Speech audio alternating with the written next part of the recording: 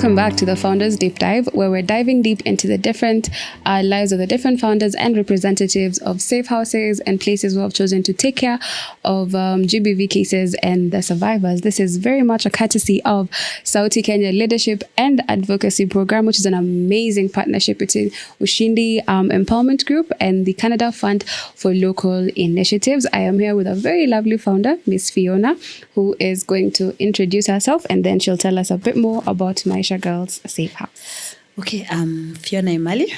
I come from a shelter called Maisha Girls Safe House. Mm-hmm. It's a shelter that gives space to girl survivors who are survivors of sexual abuse, sexual exploitation, and who are about to be abused here. Okay. So our age category is 19 going below, because we saw there is an urgent need for taking care of those survivors, and we started a shelter for them.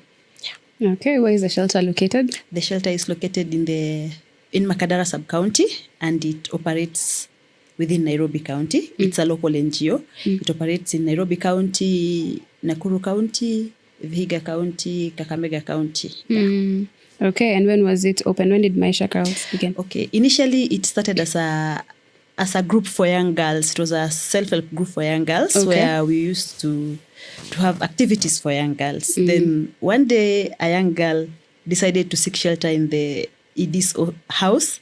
So she stayed there for something like 2 weeks. Then we started asking, why aren't you going home? Then she started explaining herself. She said she couldn't go back home because she was abused at home. So she started taking in young girls with the consent of the administration, the children's office, the police, the chief, the local chief. So that's how it started. So we started back in 2006, but we were not registered. And then we came into registration in 2014. That's when we registered the organization as a local NGO. Yeah. Okay. And how long have you been at Maisha Girls? Personally, since it was started, since its inception up until now. So there's nothing you do not know about Maisha Girls. I can't say I know everything because most of the time I'm not in the administration, the decision-making panel. Yeah.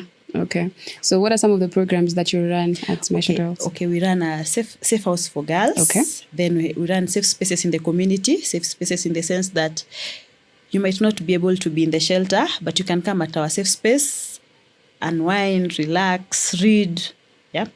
Then in the evening, you go back home. Then we have a community library whereby children in the community go to the library and study. Then we have a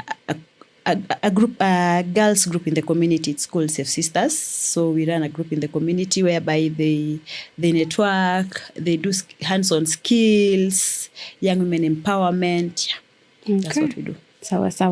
So tell us, like, maybe 1 or 2 cases that you've had at Maisha Girls that, have stood out to you. Okay, there was this time, sometime back, we had a case of a young girl who was defiled by her stepfather. Okay. Then when she used to tell the mother, but the mother didn't believe her. So there's this time, the mother was washing clothes and the girl wanted to assist her in hanging the clothes on the clothesline. So when the girl came up, the mother asked her, hey, are you pregnant? Then the girl was like, no, I don't know. Because she was young, she was 13 years. So she didn't know what pregnancy is. So she was like, no, I don't know. Then what's the problem? Then she started crying. She explained to the mother. Then the police rescued her. They brought her to our shelter. So at our shelter, she gave birth to twins. At 13, giving birth to twins. Yes. So the case was in the courts. So after giving birth, we went for the DNA. Then the results were taken back to the court. The stepfather was jailed 60 years, 30 for each kid. First kid, 30 years. The second kid, 30 years. So she was paying for what she did. That was a plus for us. Yeah. Because justice was served. And it was not delayed. It was served very fast. Okay. Then another case was, we had a young girl who was the same thing. The stepfather violated her. She gave birth to a little girl. Then after she was 13 years also. She was supposed to be in class 6, but she couldn't go back to school. Then after giving birth, she stays home for a year. Then the system changes, so she can't go back to school because she's not in the CBC system. She was in the other 844 system. So after 1.5 years, the perpetrator was jailed for 40 years because the girl was a minor. So you defile a minor, then the minor gives birth to a child whom she doesn't know how to take care of. Yeah. Okay. And what are some of the challenges you can say Maisha Girls is facing? Okay, most of our challenges, the challenges are many, and I think it repeats itself with the other shelters.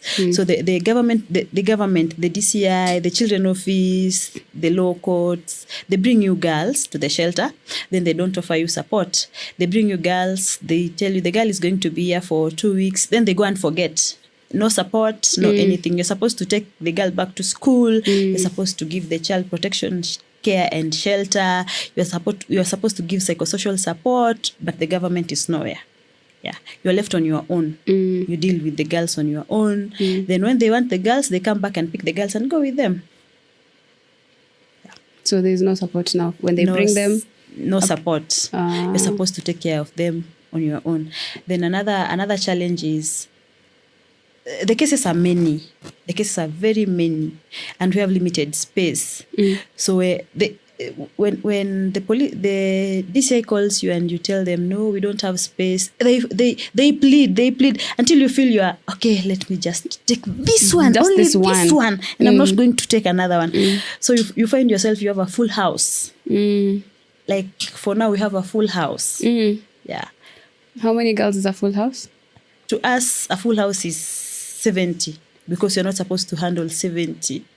Our target minimum is below 70. And we have 70. 70 meaning we have 52 girls and 8 babies. The babies are babies to the babies. Yeah.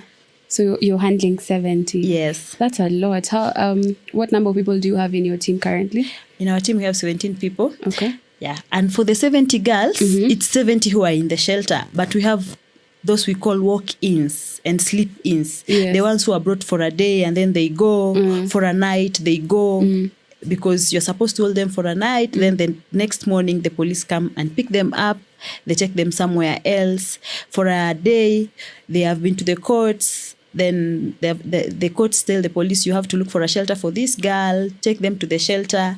Yeah. Then sometimes you're even bigger girls, and we're not supposed to take in bigger girls. Our age majority is 19 and below. Yeah. So they come with a girl who is 20, 21, 22. We can't accommodate them because she's old. Yeah. The other ones are young kids. Yeah. Yeah.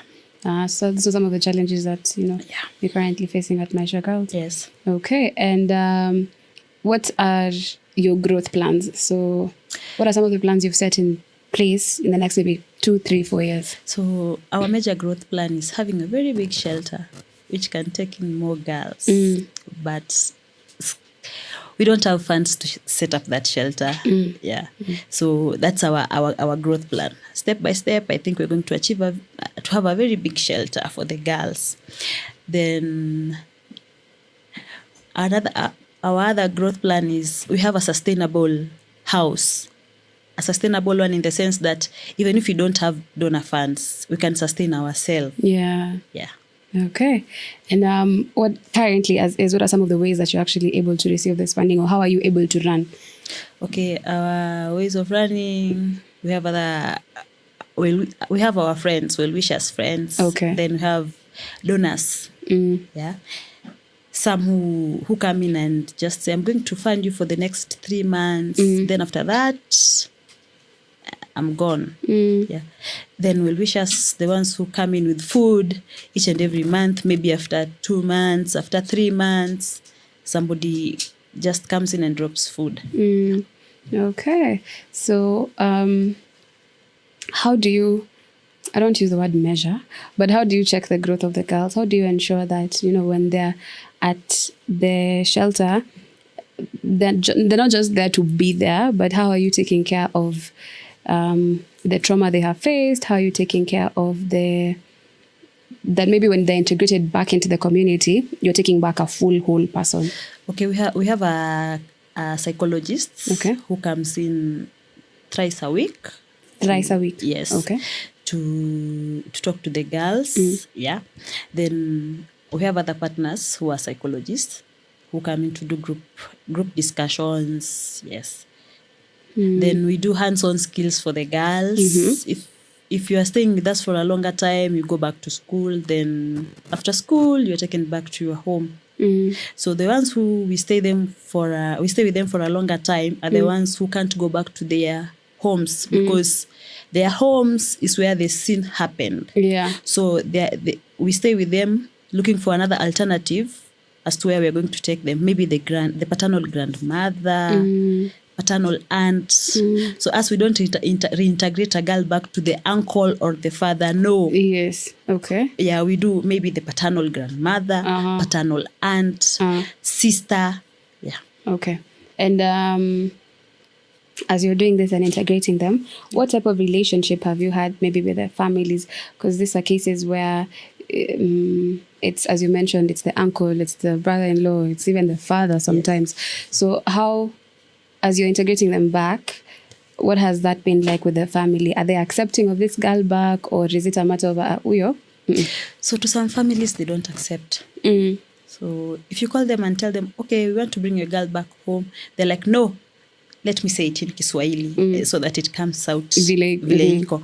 So ukimwambia, okay, we are going to bring back your girl, amemaliza everything that she was supposed to do. Mamake anasema, no, mimi sitaki huyo mtoto. Huyo mtoto alifanya saizi tunahangaika, hatuna chakula. Kama angeenda kureport, hatungekuwa kwa hii situation tuko saizi. Yeah, that's the mother. Yes. Then sometimes the grandmothers, because it's the uncle. So you and the girl doesn't have a parent, she's an orphan. So you tell the grandmother, okay, we're going to bring back the girl at home kwa sababu amemaliza shule, so she's supposed to come back home na kesi imeisha kotini. The grandmother is like, huyu alishikisha mtoto wangu, mimi simtaki, nyinyi mchukueni, fanyeni na yeye kitu mnataka. So you're like, okay, was she not supposed to talk? Because it's a girl, it's a child, a child whose life has been put on hold with someone. Yes. Then somebody you expect to protect you doesn't want to see you. Yeah. So what do you do in such cases? Now, when their families have not accepted to take them back, what do you do? Okay. Sometimes they in some instances, we look for the paternal aunts. Now you look on the other side. Yes. From the mother's side. We look for the aunts because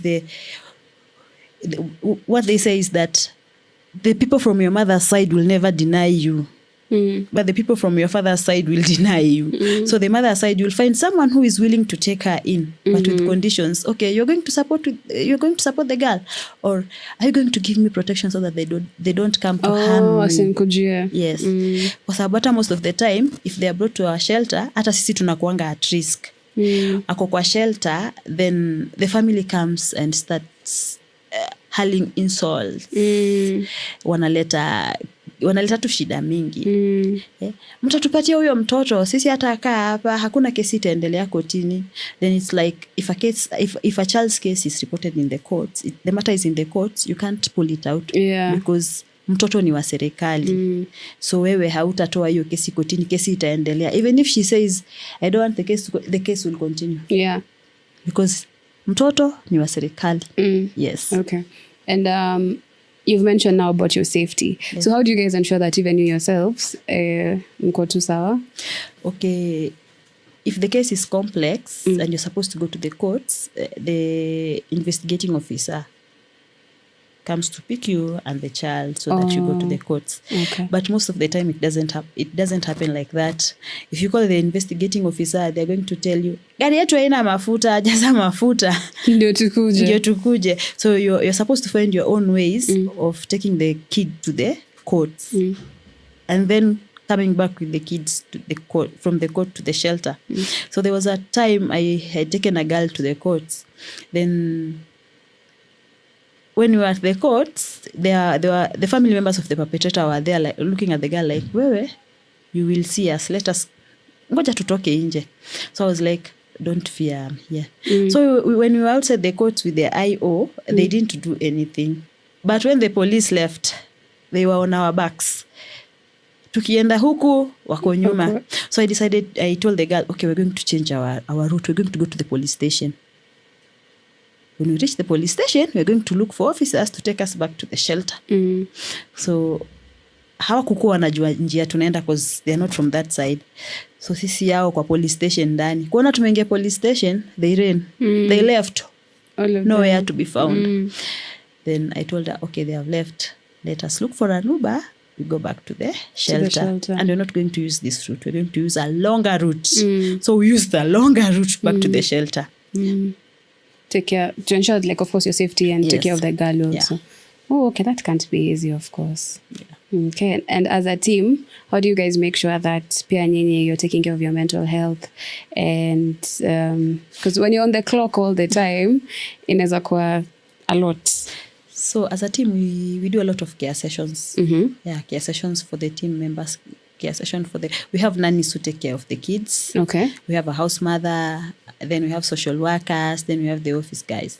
So after a month, we always do a care session for the staff, so that we can let out all the burnout that has accumulated within the month. Yeah. And then the new month, you start afresh. Let us start afresh and do this work perfectly. You feel very renewed and refreshed. Yes. Okay, so we're currently on 16 days of activism. Now, we have so many cases of GBV, SGBV, and I'm sure even in the shelter, there have been more cases, of course, recently because of everything that's going on. What can be maybe your word to people about it? My word to people? Okay, mostly what I say is, don't take any form of violence towards you as something normal. Report it. Because when it starts with something small and it becomes something big. Yeah. And what are some of these small things that, maybe we don't take note of? Maybe you might be passing and somebody might harass, then you assume, hii itaisha tu, let me keep quiet. If I don't talk, they won't disturb me. Yeah, that's harassment. That's violence. Because it will start with harassment, then it's going to grow to something big. He will harass you today. Tomorrow is going to do something else. The next day is going to do something else. And then after 5 times, he's going to do something big. So it's a build-up of all these small things that you didn't mention earlier. Yes. Okay, sawa. And how have the sessions been so far, the ones you've been taking this week? The sessions are interesting. They're reminding you of where you started and where you are now, where you're supposed to be, what you're supposed to do, so that you can have a very beautiful and organized and structured organization. Yeah. So you've been taking a lot of lessons to be taken also back to the team, and they can also learn how to do it. And why do you do what you do? I think it's a calling from God. It's passion. You can't work with kids if you don't have passion. Yes. You can't work with people if you don't have compassion. Yes. Okay. So all your life, it's something you've always had in your heart? No. Okay. So kuna ile unapelekwanga na mzazi endo kasome hii. Then there's this thing that comes along the way. Okay, I think I can do this. I think I'm supposed to do this. Yes. So ile ulisoma ni gani? Business administration. But this one came along the way? It came. And it touched my heart. And you continued with it? And I continued with it. And you're doing well with it? Yes. Okay. And before we close off, is there anything you would like to, close us off with? Okay. It's a very beautiful initiative. Okay, giving capacity to organizations so that they can run well and they can be productive. That's a plus. Because not many people know how to run shelters. But it's something they feel, I want to do it. But you don't have the capacity to do it. So being given capacity building, it helps a lot. And if someone wanted to get into contact with Maisha, how can they be able to reach you? Okay, we have our website, www.maishagirlsafehouse.org. We have a Facebook page, Maisha Girls Safe House. We are on X, Maisha Girls Safe House. We have a TikTok account, Maisha Girls Safe House. Everything of ours is Maisha Girls Safe House. Okay. Yes. Okay. I wanted to inquire, which I feel like I should have asked, having these social media pages, what do you normally post on them? Because I know you also can't post the girls because of discretion. So what type of content do you normally put out? Okay, what we normally put out is most of the activities that we do at the shelter and at the community outside. The activities the girls do. So we do beadwork, we do mats, we do crocheting, we make soap with the girls. So we do care sessions in the community. We post our library. We have tuition clubs in the community. Yeah, that's what we post. Oh, that's the type of content you put out. Yes. Yeah, because I've been very curious. Whenever I ask the last question and you tell me TikTok, Instagram, I'm like, so what exactly do you put out? But thank you for educating me on that one. Okay. So it's been lovely having you. I do hope to see you guys grow. And as you said, to do what you do, you need a lot of passion, you need a lot of strength. So I wish you a lot of passion and a lot of strength to be able to pull through. Thank you very much. Thank you.